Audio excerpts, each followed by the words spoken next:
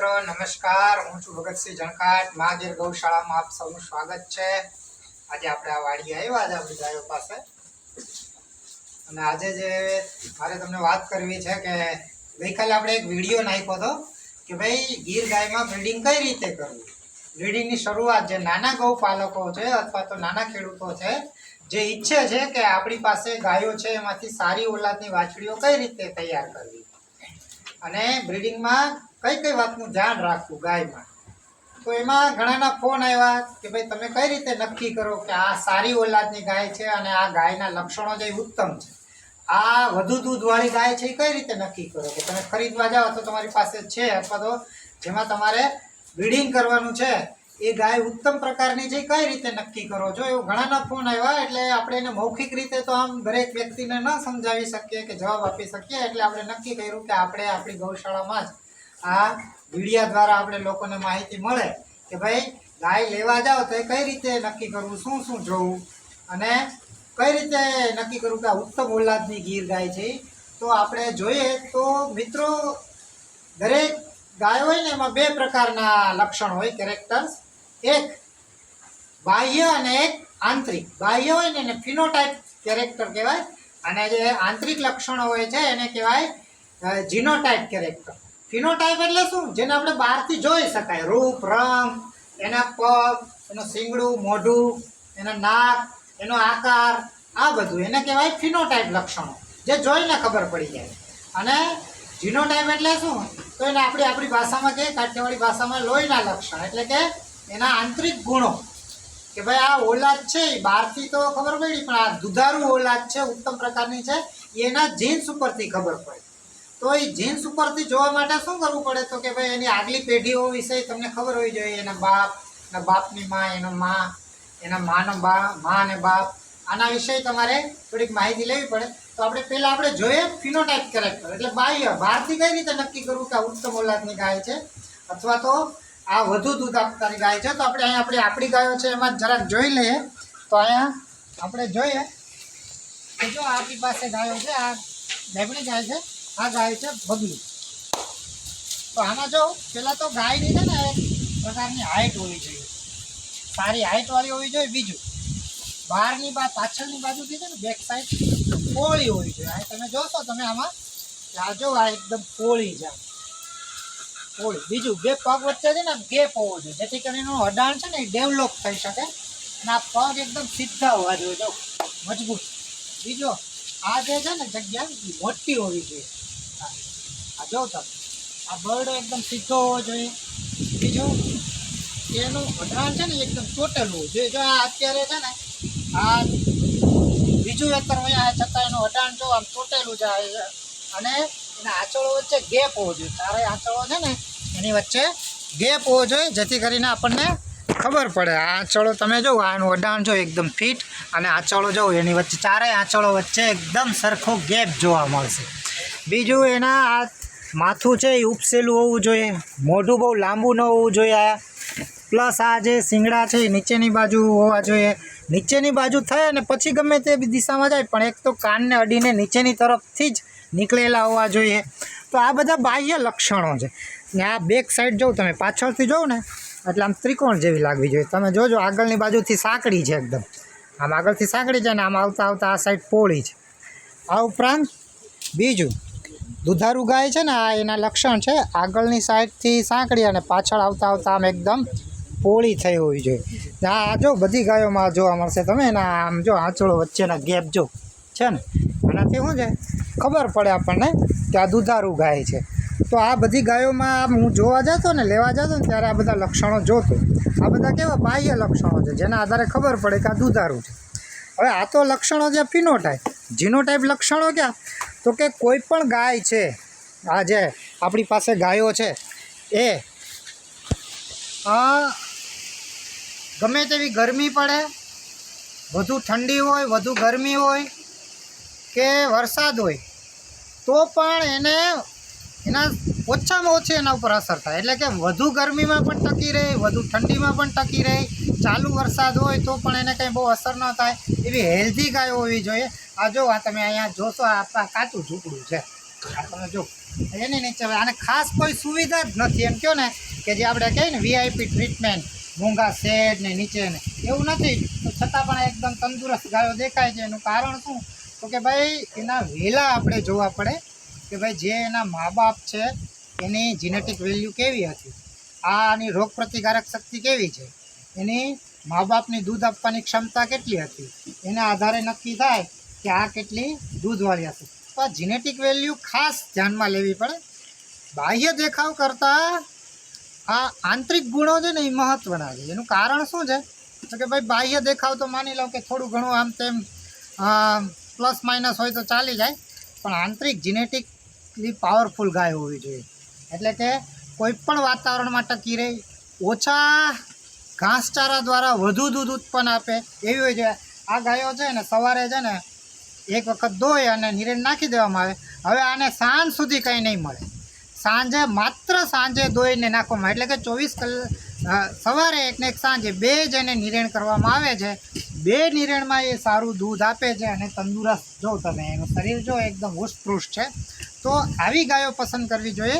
આવી ગાયો હોય ને એ ઉત્તમ ઓલાદી હોય, ઓછી નિરણમાં પણ વધુ દૂધ આપે, કોઈ પણ વાતાવરણમાં એ ટકી રહે, સાથે એની જે ઓલાદ આવે એ પણ ઉત્તમ પ્રકારની થાય. તો એ પણ જોવું જોઈએ.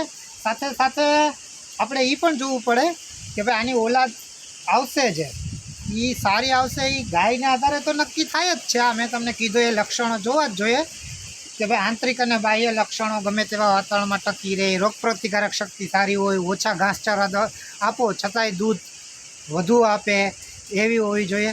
પણ જે બ્રીડિંગમાં તમે જે બુલનો ઉપયોગ કરો ને એ પણ કેવો હોવો જોઈએ? આપણે જોઈએ, આપણે બુલ લીધેલ છે, જોઈએ તમે કે હે જો આ આપણે એટલે આપણો બુલ છે ને આ ઓલો બુસો છે ને આ એનો છોકરો છે. અરજાણા કોયલીવાળા પાસે બુસો બુલ છે, આ એનો છોકરો છે. તો આ મેં આ શા માટે આ પસંદ કરેલ છે, આ બુસો બુલ આ કેમ પસંદ કરેલ છે એ હું તમને કહું કે આના જે બાપ છે ને બુસો, એની મેં આખી પેડેગ્રી જોઈ હતી અને આ મા બાપ કોણ છે, એના મા બાપ કોણ છે જોઈ હતી. બુસો અને એની માં છે એ અરજાણા કોયલીવાળા પાસે છે, જેનું એક ટાઈમનું 9 લીટર દૂધ છે, કાબરા રંગની છે, એ બહુ સારા લક્ષણોવાળી છે. હવે એ જે બુસો છે ને એના મા બાપ છે ને અહીંયા રાજમોતી ગીર ગૌશાળામાં હતા. આ બુસોની માં છે ને એ જસદણ લાઈનની હતી ને એક ટાઈમનું 9 લીટર દૂધ હતું. ફીટ અડર, એકદમ મસ્ત કલર, સારા શિંગડાનો આકાર, એકદમ હેલ્ધી.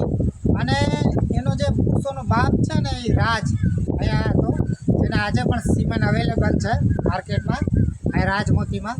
તો આ એનું બચ્ચું છે આ બુસાનું. તો મેં પસંદ કર્યો ત્યારે એ તો જોયું જ છે કે એનો વેલો કેવો છે, એટલે કે એના મા બાપ, પછી એના મા બાપ એ તો જોયું જ છે. પ્લસ આના લક્ષણ જો આનો એકદમ ઉપસેલું સેંગ મોટું, એના સેંગ છે એ નીચેની તરફ વળેલા, કાન, એનો કલર, એની જે આ ઝાલર છે તે. પ્લસ આ તમે જોશો એના પગ જો મજબૂત, તમે જે બુલ પસંદ કરો ને એના પગ મજબૂત હોવા જોઈએ. આ નજીકથી જરાક બતાવો, આ એકદમ પગ જોવાના કેવા છે, જાડા એકદમ આમાં આવે ને એવા છે આ બધું. બીજું આ એના ડાબલા છે ને આપણે એને ખરી કહીએ, ખરી એ ખરી આવી હોવી જોઈએ, એકદમ ફિટ. હા ઓલા ઘોડાના ડાબલા જેવી હોય છે. આની વચ્ચે ગેપ ન હોવો જોઈએ, પ્લસ આમ ફેલાયેલી ન હોવી જોઈએ, આગળની તરફ ન હોવી જોઈએ, આવી ફિટ હોવી જોઈએ. બીજું આ એકદમ છે ને આ સીધું હોવું જોઈએ, ઘણાના એ ઉપસેલું હોય એ પણ સારું નહીં. કારણ કે આના વાછરું જો એવું પ્રોબ્લેમ હોય ને, ખરીના જે પ્રોબ્લેમ હોય ને, ગેપ હોય, વધી ગયું હોય, અહીંયાથી ઉપસેલું હોય, તો શું થાય એના જે વાછરું આવશે ને એ કેવા આવશે, પગમાં પ્રોબ્લેમ આવશે. એટલે લોંગ ટાઈમ ઊભા ન રહે, જાજો ટાઈમ ઊભા ન રહે ને એટલે શું થાય, જાજુ ખાઈ ન શકે, જાજુ ખાઈ ન શકે એટલે પછી દૂધ ન આપી શકે. તો આ પ્લસ આનું આ તમે જો આ જે એના ટેસ્ટિકલ્સ છે એ એકદમ બે લગભગ સમાન હોવા જોઈએ. અને આ એક તમને એક રાજની વાત કહું, હું જે આ હળવદ બાજુ ગયો હતો ને ત્યાં ઓલા ભરવાડો જે હોય ને મોટા મોટા ટોળા રાખે, એ લોકોએ મને આ કીધું હતું. આ કોઈ થીસીસમાં લખેલ નથી આ ગીર ગાયના બ્રિડિંગમાં, પણ આ એક વર્ષોનો એ લોકોનો અનુભવ છે. એને આધારે મને કીધું કે જે બુલ હોય ને આ નંદી, એમાં જે આ એનું જે શું છે ને બહાર નીકળેલો ભાગ હોય ને, તો તો એના વાછરું આવે ને, આવા નંદીના વાછરું, એના ભાગ બહાર નીકળેલો હોય થોડો, તો એના અડાણ છે ને એ મોટા હોય અને વધુ દૂધવાળા હોય. આ બુલ મેં પસંદ કર્યો ને એનું એક કારણ એ છે. અને બીજું, જો આ સૂસું અંદર હોય ને તો એના અડાણ નાના હોય પણ દૂધ ઓછું. અડાણ એકદમ કોમ્પેક્ટ આવે પણ દૂધ ઓછું. આના અડાણ થોડાક મોટા આવે પણ વધુ દૂધ આવે. એટલે કે એટલાય મોટા નહીં કે હિલી જાય. તો આ થીસીસમાં નથી કોઈ, પણ આ એક વર્ષોના અનુભવ છે ને, આપણે તજુર્બો, એના આધારે એ લોકોએ નક્કી કરેલ છે. હા, પણ આવો બુલ હોય ને આ 8-10 વર્ષમાં પાછો ફેલ થઈ જાય, પછી ડોઝ બનાવવા જ કામ કરે. કારણ કે પાવરફુલ બુલ કહેવાય ને, એટલે એ છે ને 8-10 વર્ષ કામ કરે. બીજું અહીં તમે જોશો અહીં પાછળની બાજુ કે આ બુલને જો આ બેક સાઈડ એકદમ સીધી, મોટું એકદમ એનું કોટ હોય છે. અને આ તમને એક બીજી વાત કહું કે તમે બુલ પસંદ કરો ને એમાં એક જોવું જોઈએ. આ મેં તમને કીધું ને આ બાજુ બતાવો, આ ઓલા મેં તમને કીધું ને આ ભાલધારીઓનો અનુભવ. આ ટેસ્ટિકલમાં તો જમણી બાજુનું ટેસ્ટિકલ છે એ મોટું હોય ને, વાછડીઓ વધુ આવે. આ થીસીસમાં નથી હોય મેં તમને કીધું. અને ડાબી બાજુનું જે મોટું હોય ને એમાં વાછડા વધારે હોય. આને જો જમણી બાજુનું ટેસ્ટિકલ છે ને એ થોડુંક મોટું હોય. એટલે આને માની લો કે 5 ગાયો આનાથી થઈ રહી હોય ને તો 3-4 વાછડીઓ આવવાની શક્યતા પૂરી હતી. 5 વાછડી આવી છે. આવા લક્ષણો છે. તો આવો બુલ પસંદ કરવો પડે. આના પગ જો એકદમ સીધા સ્ટ્રેટ અને મજબૂત છે, તો આવા પગ હોવા જોઈએ. તો આવો બુલ પસંદ કરવો જોઈએ. બીજું એનું મા બાપ તો જોવાના. એના મા બાપ શા માટે જોવા પડે? જેથી કરીને આની જીનેટિક વેલ્યુ ખબર પડે. ગાય અને બુલ બંનેમાં બાહ્ય લક્ષણો કરતાં આંતરિક લક્ષણો એટલે કે એની જીનેટિક વેલ્યુ છે એ અતિ મહત્ત્વની છે. જીન્સ છે એ જ મહત્ત્વના છે, જે એને વારસાગત મળેલા હોય. એના આધારે જ આના જીન્સ છે, આપણી જે ગાય અને બુલ એના જીન્સ પછી એના વાછરૂમાં આવશે. તો એટલા માટે જ ઓલા ભાડવા દરબારને હું ઘણી વખત આ લોકોને સાંભળું ને તો એમાં એણે કીધું છે કે genetic value is most important than other characters. એટલે કે એના આંતરિક લક્ષણો, લોહીના લક્ષણો છે, જેના આધારે નક્કી થાય કે એ કેટલી શારીરિક રીતે મજબૂત હશે, એ કેટલી વધુ દૂધ આપવાની ક્ષમતા રાખે છે, એની રોગપ્રતિકારક શક્તિ કેવી છે, ઓછા ચારા વડે એ કેટલું ટકી રહે એમ છે, વિષમ આબોહવા એટલે કે ગરમી ઠંડી વધુ પડે તો એને કંઈ અસર ન થાય, એ બધું એના જીનેટિક વેલ્યુના આધારે નક્કી થાય. તો જીનેટિક વેલ્યુ એ જોવી મહત્ત્વની છે. એ કેના આધારે ખબર પડે? તો કે એના મા બાપ, આ જે બુલ કે આપણી ગાય જે લેવા જાય એના મા બાપ કોણ છે, એના બાપની મા અને એનો બાપ, એના માની બાપ, એની મા, એ બધું જોવું જોઈએ, જાણવું જોઈએ. અને કદાચ ન મળે તો પછી અન્ય ઉપાયો અજમાવવા જોઈએ. તો ગાય ખરીદવા જાવ ત્યારે, અથવા તો દરેક નાના જે પશુપાલકો કે ખેડૂત મિત્રો છે એણે પોતાની પાસે જે ગાયો છે એમાં બ્રીડિંગ કરવું હોય તો આ વાતની ખાસ ધ્યાન લેવી જોઈએ. તો સક્સેસ જાય ને આપણીને આ ઉત્તમ ઓલાદની વાછડીઓ ઉત્પન્ન થઈ શકે, જેથી કરીને ભવિષ્યમાં આપણને આર્થિક લાભ થઈ શકે. અને સારી ગાયો હશે તો જ ખેતી સમૃદ્ધ થશે, ખેડૂતો સમૃદ્ધ થશે અને અન્ય લોકોને એનો લાભ મળશે. તો આ બાબતો ધ્યાનમાં લેવી જોઈએ. ને બાકીનું આપણે હવે આ વસ્તુ પાછું થિયરિકલ આપણે જોશું આગલા વિડીયોમાં. હું તમને થિયરી બોર્ડ વર્ક દ્વારા સમજાવીશ કે ભાઈ કઈ મુદ્દા જે ફિનોટાઇપ કેરેક્ટર અને જીનોટાઇપ કેરેક્ટર છે એ એમાં જોશું.